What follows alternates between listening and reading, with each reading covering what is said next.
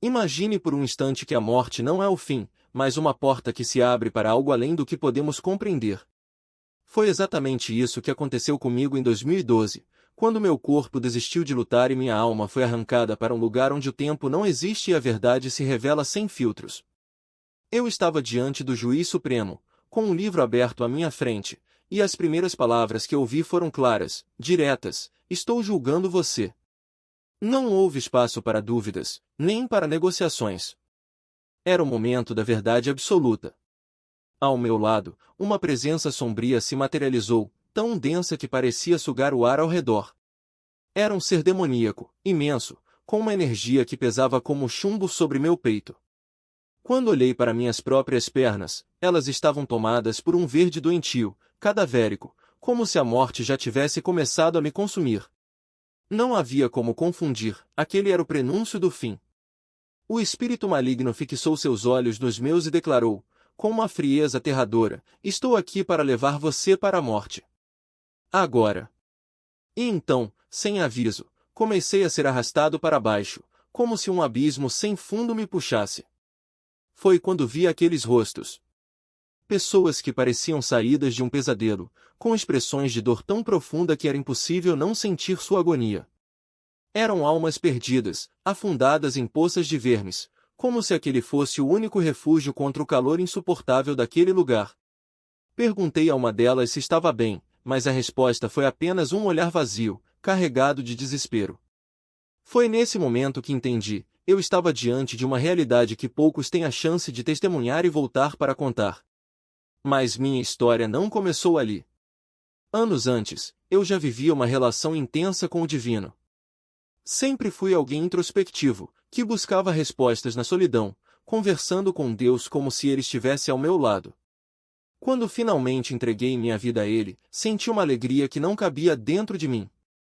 Era como se estivesse em uma lua de mel espiritual, uma conexão tão profunda que parecia que nada poderia abalar minha fé. Até que, em uma manhã fria em Black Beauty, no Oregon, tudo mudou. Eu estava em uma cabana com meu irmão e meu pai quando, de repente, acordei em um estado que só posso descrever como um transe. Meu corpo estava paralisado, mas minha mente estava mais alerta do que nunca. Sobre mim, um espírito demoníaco me encarava, com olhos que queimavam como brasas. Eu podia ver cada detalhe de sua pele, cada sombra em seu rosto, como se ele estivesse ali, em carne e osso. Meu coração disparou. Será que morri? Pensei. Será que estou no inferno, apesar de tudo que acreditei? Foi então que senti o Espírito Santo me envolver. Com toda a força que tinha, ordenei: em nome de Jesus, eu ordeno que você saia. O ser recuou por um instante, como se tivesse sido empurrado, mas logo voltou, ainda mais ameaçador. Repeti a ordem, e dessa vez algo mudou. Uma voz dentro de mim sussurrou: você precisa unir suas palavras à fé. Acredite de verdade. Quando falei novamente, o demônio foi lançado para longe como se tivesse sido atingido por um raio. Acordei no mesmo instante, suando, mais livre. Aquela não foi a última vez. Nos meses seguintes, enfrentei outras 8 ou 9 experiências semelhantes. Cada uma delas deixava uma marca, um medo que se enraizava em mim. Comecei a ter medo de dormir, a deixar a luz acesa à noite, como fazia quando criança. Mas o Senhor me mostrou algo crucial: ao confiar mais na lâmpada do que nele, eu estava abrindo uma porta para o inimigo. Era como se estivesse construindo uma estrada para que os espíritos das trevas entrassem. Em uma dessas noites, o demônio me derrubou na cama e, quando tentei correr para acender a luz, ele me jogou no chão com uma força descomunal. Foi nesse momento que entendi: eu estava colocando minha confiança em algo passageiro, em vez de depositar minha fé em Deus. Quando finalmente ordenei, com convicção, que ele fosse embora, o ser foi expulso instantaneamente. E eu aprendi, da maneira mais difícil, que a verdadeira vitória vem da fé inabalável, não do medo. Hoje, olho para trás e vejo que cada uma dessas provações foi um presente. O Senhor não apenas me salvou, mas me deu armas para lutar. E se há uma coisa que aprendi é que, quando enfrentamos o inimigo com a autoridade que vem de Cristo, não há sombra que possa nos vencer. A pergunta é: Você está pronto para acreditar nisso? Fui arrancado desse ciclo. Mas essas foram experiências dramáticas, sim, provas que moldaram minha alma e me ensinaram que o caminho da santidade não é uma linha reta, mas uma escalada onde cada queda é uma lição e cada vitória, um degrau mais alto. Pouco tempo depois, fui enviado à juventude com uma missão, o Ivão, onde fiz meu DTS, a Escola de Treinamento de Discipulado, em Kona, no Havaí. Ali, mergulhei em dias de contemplação profunda, isolando-me para buscar ao Senhor com intensidade. Era como se cada palavra das Escrituras pesasse sobre mim, cada ensinamento se gravasse em meu espírito. Foi difícil? Sim. Exaustivo? Sem dúvida. Mas também foi transformador. Porque quando você se dispõe a buscar a Deus sem reservas, Ele não apenas responde, Ele se revela. Depois daqueles dias, trabalhei por alguns anos no Oregon, mas algo dentro de mim ardia com uma fome insaciável. Era um desejo tão forte que eu não conseguia ignorar, eu precisava de um encontro face a face com o Senhor. Não bastava conhecê-lo de longe, eu queria ser cheio do Espírito Santo, batizado em sua presença de uma forma que não deixasse dúvidas. Não me contentava apenas com o dom de línguas, eu ansiava por uma evidência tangível, um mergulho profundo na glória de Deus. Então, decidi me consagrar. Passei 6 meses buscando ao Senhor com jejum e oração. Não jejuava todos os dias, mas a maioria deles, uma refeição, às vezes mais. Depois do trabalho, ou mesmo quando não tinha obrigações, eu me retirava para um campo aberto ou para o meio da floresta. Ali, sozinho com Deus, eu lia a palavra, jejuava e esperava. E algo extraordinário aconteceu, uma pureza que eu nunca havia conhecido antes tomou conta de mim. Deus me libertou de cadeias que carregava desde a infância, a luta contra a luxúria, contra pensamentos impuros, contra tudo que me afastava dele.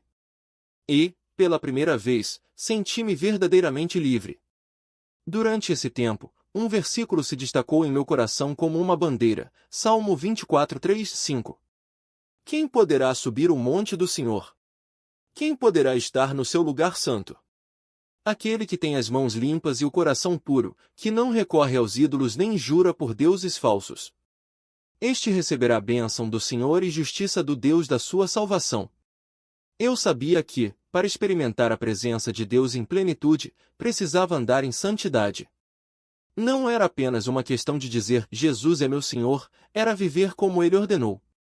Era permanecer em Ele, como um ramo na videira, porque sem isso, não há fruto, não há vida. E então, numa tarde, enquanto orava pela cidade, clamei, Espírito Santo, ajuda-me a orar. E, no mesmo instante, senti sua presença descer sobre mim como um manto pesado. Uma visão me foi dada, vi o Senhor no céu, e minha vida nunca mais foi a mesma. A partir daquele momento, experimentar a presença de Deus tornou-se algo cotidiano. Quando eu o buscava, Ele se fazia presente. Foi um divisor de águas, um batismo no Espírito que redefiniu minha existência. Outro trecho das Escrituras que o Senhor gravou em meu coração foi João 15, 1 e 10. Eu sou a videira verdadeira, e meu Pai é o agricultor. Todo ramo que, estando em mim, não dá fruto, Ele corta, e todo que dá fruto Ele poda, para que dê mais fruto ainda.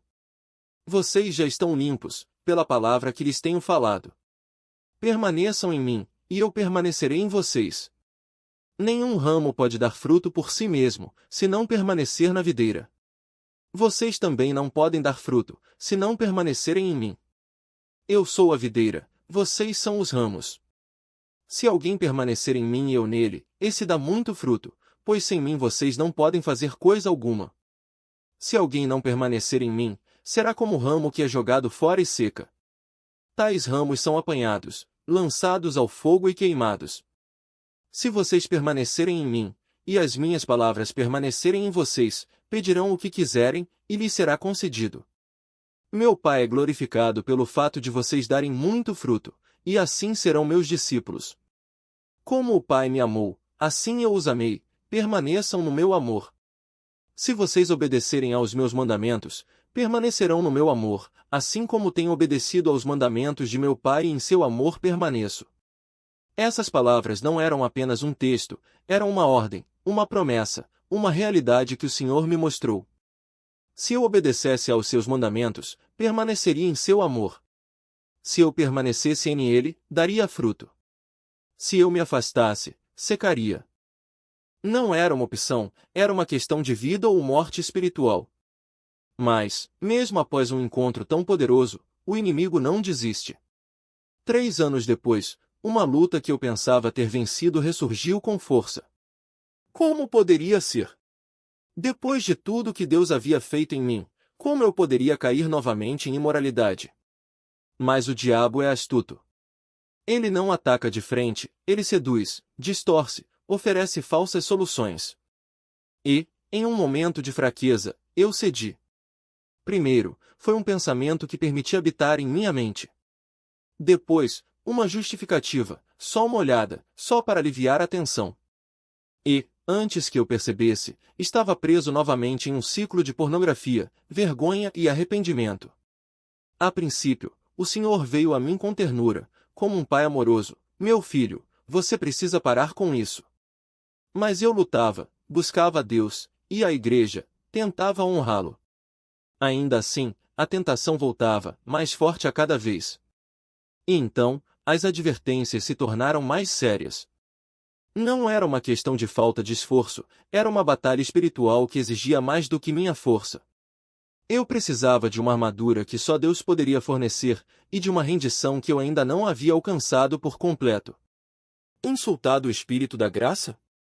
Porque conhecemos aquele que disse: a mim pertence a vingança, eu retribuirei, e outra vez, o Senhor julgará o seu povo. Terrível coisa é cair nas mãos do Deus vivo. E foi exatamente isso que eu senti naquele momento. Não era apenas um aviso, era um ultimato. O Senhor não estava brincando. Ele me mostrava, com uma clareza assustadora, que eu estava brincando com fogo, e o fogo, naquele caso, não era uma metáfora. Era real. Cada vez que eu voltava ao pecado, mesmo depois de ter provado a doçura da sua presença, era como se eu estivesse cuspindo no rosto de Cristo, pisando no seu sangue como se fosse algo comum. E o mais aterrorizante? Eu sabia disso. No fundo, eu sabia. Mas a ilusão do prazer imediato, a mentira de que só mais uma vez não faria mal, era mais forte do que a verdade. Aquela passagem de Hebreus não era apenas um texto bíblico para mim, era uma sentença. E o Senhor a usava para me sacudir. Se continuarmos pecando deliberadamente, depois de termos recebido pleno conhecimento da verdade, já não resta sacrifício pelos pecados. Não há mais escape. Não há mais desculpas. Não há mais Deus me perdoa, eu vou tentar de novo. Quando você conhece a verdade, quando você sabe o que está fazendo, quando você sente o peso da escolha entre a vida e a morte, e ainda assim escolhe a morte, o que resta? Juízo. Fogo. E eu tinha provado dos dois lados. Mas Deus, em sua misericórdia infinita, não me deixou ali. Ele me deu mais uma chance, não porque eu merecia, mas porque Ele é fiel. E foi nessa época que Ele começou a me mostrar algo ainda mais profundo. O pecado não era apenas um ato isolado, era um estilo de vida. Eu não estava apenas lutando contra a pornografia ou o trabalho em excesso, eu estava construindo um reino para mim mesmo. Um reino onde eu era o centro, onde meus desejos, minhas ambições, minhas necessidades vinham antes de tudo. E isso, sim, era idolatria.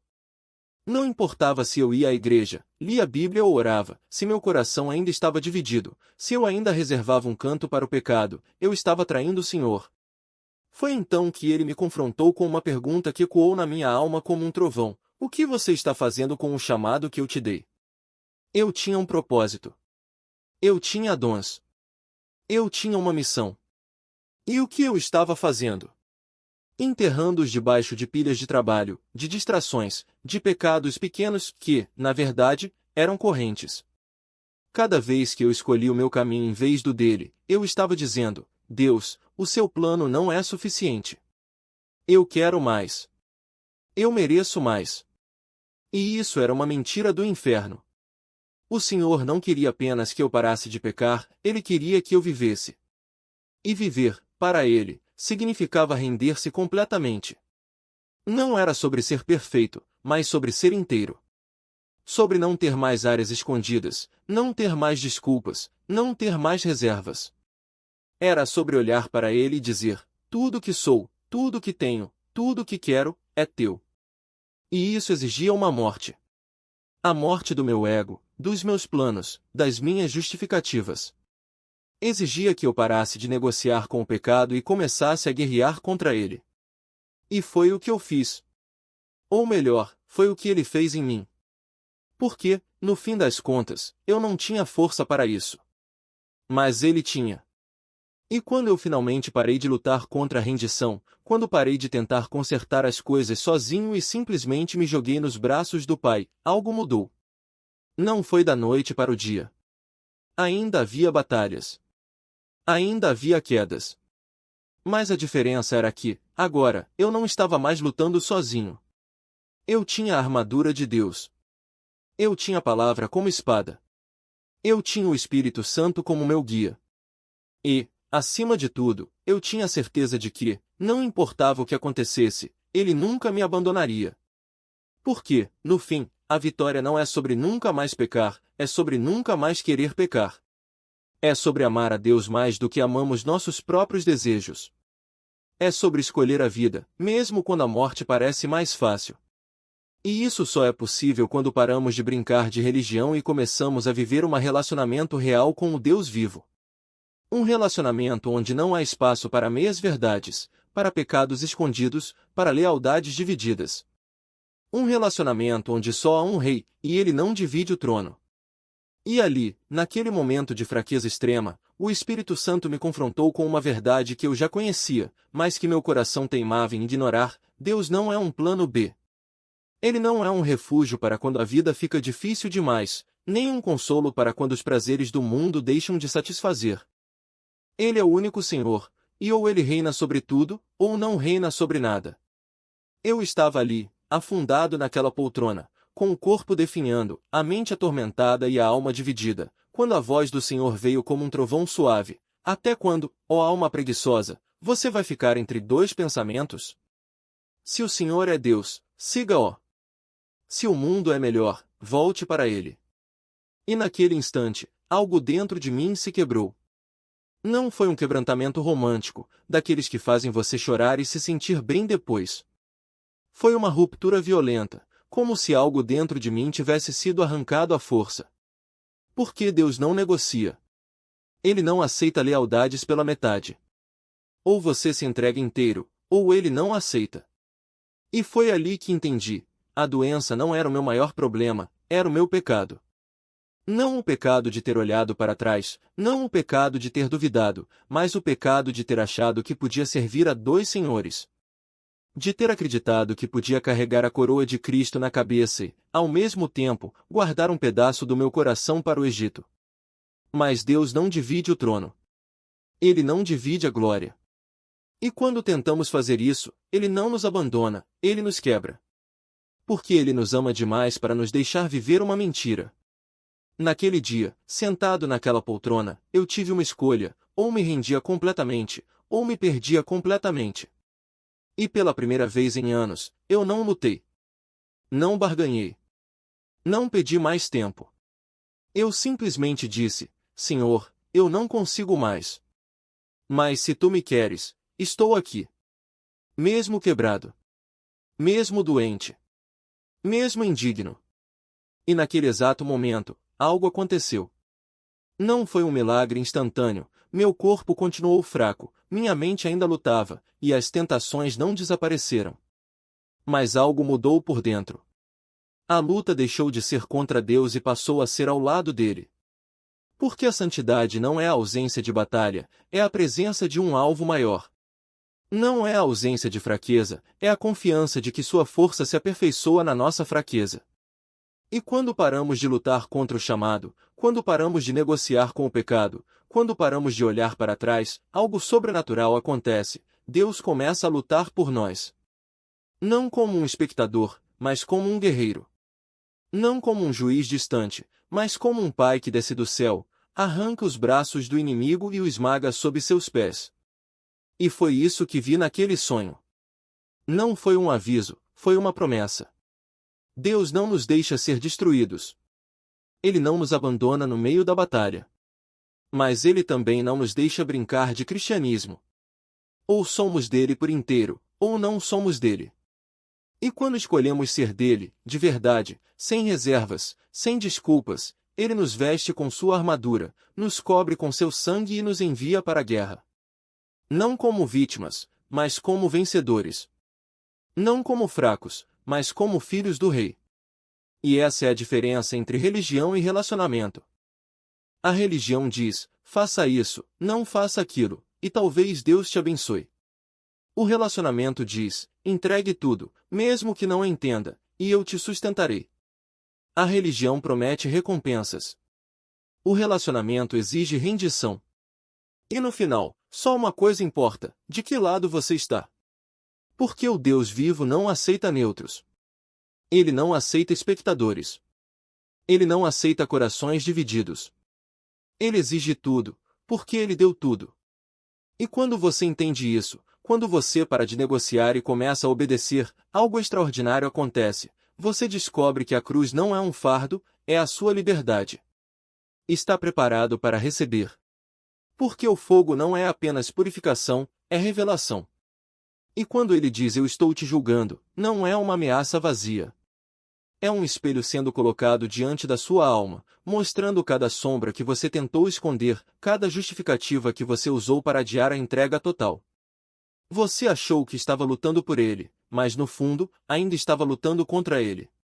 Achou que estava se sacrificando, mas no fundo, ainda estava negociando. E o Senhor não aceita migalhas de um coração que se diz apaixonado. Você viu o vômito dele. Não foi nojo do que você fez, foi nojo do que você não fez. Do amor que você reteve. Da obediência que você adiou. Da fé que você transformou em moeda de troca. E quando o anjo ergueu a espada, não foi para te destruir, foi para te despertar. Porque às vezes, a única maneira de Deus salvar um homem é deixando-o sentir, por um instante, o que é estar sem ele. Não como teoria. Não como doutrina. Mas como realidade. Você desceu. E naquele abismo, não havia argumentos, não havia desculpas, não havia barganhas. Só o peso esmagador do que significa estar separado de aquele que é a própria vida. Você gritou, e ele veio. Não porque você merecia. Não porque você tinha sido fiel. Mas porque ele é fiel. Porque o amor dele não é uma recompensa por bom comportamento. É um fogo que consome até o último resquício de orgulho, até que só reste o que é dele em você. E então veio o fogo. Não o fogo do inferno, o fogo do céu. O batismo que queima, mas não destrói. Que purifica, mas não aniquila. Que marca, mas não condena. Você sentiu a chama na cabeça e no peito, e naquele momento entendeu, não é sobre ser perfeito. É sobre ser real. Sobre deixar que ele queime tudo que não é dele, até que só reste o que pode permanecer diante do trono. Você acordou curado. Mas a cura não foi o fim, foi o começo. Porque agora você sabe, não há mais espaço para meio termo. Não há mais lugar para quase. Ou você se rende tudo, ou você já está perdendo. E a pergunta que fica não é você quer ser curado, mas você quer ser dele. Porque a cura vem e vai. A salvação é para sempre. E o fogo? O fogo nunca se apaga. Ele apenas espera que você pare de fugir e deixe que ele te transforme em algo que possa suportá-lo. Você já sentiu o peso do fogo que não consome, mas transforma? Porque é isso que ele está fazendo. Não é um castigo, é um convite. Um convite para deixar de ser palha ao vento e se tornar trigo firme, enraizado na verdade. E quando João Batista falou do joelhador, ele não estava descrevendo uma ameaça distante. Ele estava anunciando que já começou em você. O joelhador não espera. Ele já está com a pá na mão. E o vento? O vento é o Espírito, soprando sem piedade sobre tudo que é leve demais, tudo que não resiste ao peso da glória. Você já sentiu esse vento? Já percebeu como ele separa, como ele expõe, como ele não deixa pedra sobre pedra em sua vida até que só reste o que é puro, O que é eterno? Porque o fogo não é para os fracos, é para os que escolhem ser fortes. Para os que dizem, queima, Senhor. Queima até que eu seja só o que tu queres que eu seja. E quando ele te chama para o deserto, não é por acaso. É porque o deserto é o lugar onde não há distrações, onde não há escapatória. Onde você ouve o silêncio de Deus, ou o rugido do fogo. Eu senti isso. Dias inteiros sem comida, noites em vigília, o peso da presença como uma mão sobre o peito, apertando até que só reste o que é dele. E sabe o que acontece quando você obedece? A paz volta. Não a paz do mundo, aquela que some com o primeiro vento contrário. A paz dele. A que te diz, você está no caminho certo, mesmo quando dói. Mas não se engane, esse caminho não é para os indecisos. É para os que entendem que a santificação não é um passeio no parque. É uma fornalha. E às vezes, você olha para dentro e só vê escuridão. Só sente o calor queimando as impurezas, arrancando camada por camada do que não deveria estar ali. E dói. Dói como nada que você já tenha sentido. Mas é nesse lugar, no meio das chamas, que você descobre que o fogo não te destrói. Ele te refina. Eu morri 3 vezes no mesmo sonho. 3 vezes. E em todas elas, os anjos me arrastaram para o abismo, para o lago de fogo. Não como condenação, como purificação. Porque lá, no fundo da dor, algo mudou. No 20º dia, do 30º dia, a dor parou. E no lugar dela, veio uma alegria que não fazia sentido. Uma alegria que só quem já passou pelo fogo entende. Porque o fogo não é o fim. É o começo. E quando ele me puxou para fora, quando vi seu rosto, não havia julgamento. Havia um sorriso. Um sorriso que dizia, agora sim. Agora você está pronto. Porque o fogo não é para te destruir. É para te preparar. Para te tornar digno do que vem pela frente. Mas há um aviso. Um aviso que não pode ser ignorado. Porque se você recuar, se você escolher a palha em vez do trigo, se você fugir do fogo em vez de deixá-lo te consumir, o que vem depois é pior. Muito pior. Eu já vi. Já senti o gosto da rebeldia e o peso da consequência. E posso te dizer, não vale a pena. Não quando o que ele oferece é a plenitude. Ele é um pai que disciplina. Um juiz que não fecha os olhos. Um guerreiro que não recua. E ele não vai desistir de você. Mesmo quando você desiste de si mesmo. Porque o fogo não é uma opção. É uma necessidade. E a pergunta não é você quer passar por isso, mas você quer ser livre? Porque no final, quando as chamas se apagarem, quando o vento levar o que não presta, o que vai sobrar não será cinzas. Será ouro. Ouro puro. E esse ouro? Esse ouro é você. Como ele sempre quis que você fosse. E a verdade é que o orgulho é o primeiro pecado que nos afasta da graça. Você já parou para pensar por que Deus resiste aos soberbos, mas dá graça aos humildes? Porque o orgulho é a ilusão de que podemos nos esconder dele. É achar que nossas escolhas não têm consequências. É tratar a santidade como uma opção, não como um chamado. Mas Deus não é um espectador. Ele é um pai que corrige. Um médico que opera. Um oleiro que molda. E se você acha que pode brincar com o fogo sem se queimar, está enganando a si mesmo.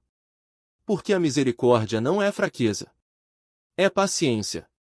E a paciência tem um limite. Não é à toa que ele diz, eu não quero que você seja morno.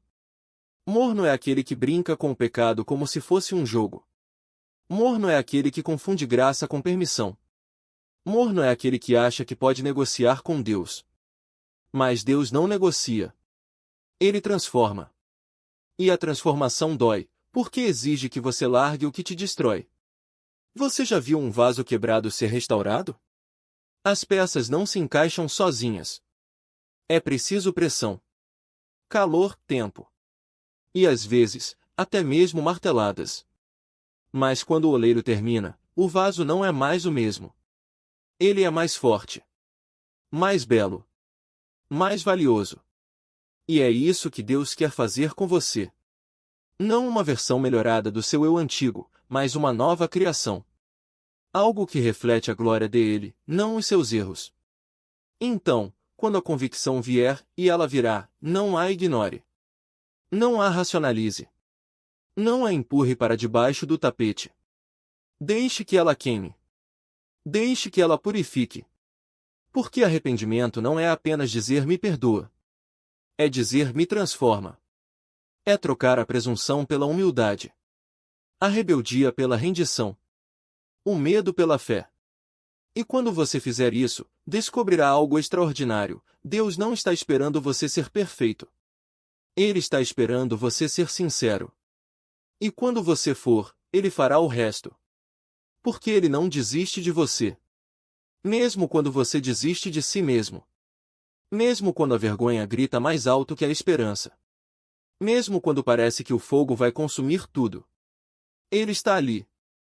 Não para destruir, mas para refinar.